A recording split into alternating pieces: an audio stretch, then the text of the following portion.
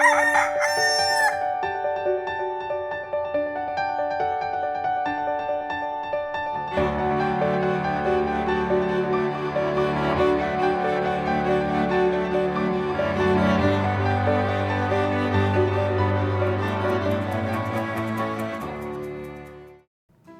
umaga po.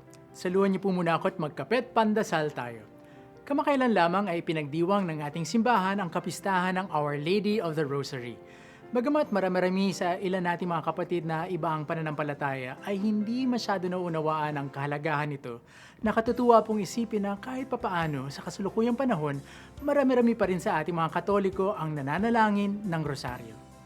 Tunay nga pong payak ang panalangin ng rosaryo. Tunay din pong paulit-ulit ang pagbibigkas ng mga panalangin sa rosaryo. Subalit, hindi ito dahilan upang hindi natin makita ang kahalagahan nito sa ating buhay pananampalataya. Kung tunay nating nananamnam ang pagninilay natin sa mga panalangin ating binibigkas, lalo't higit pa ang mga pagninilay natin sa mga misteryo sa buhay ng ating Panginoong Hesukristo, mababatid natin kung gaano kalalim at kahalaga ang pagrorosaryo.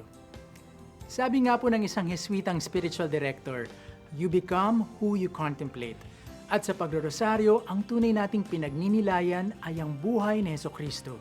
Kahit nga ang mga patungkol sa ating mahal na ina ay nakaugnay pa rin sa kanyang anak.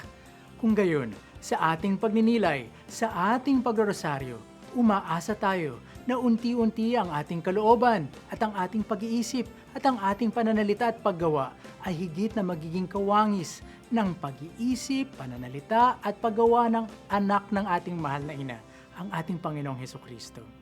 Ako po si Bro Arnald na nagpapaalalang laging manalangin at umasa sa Diyos nating mahabagin.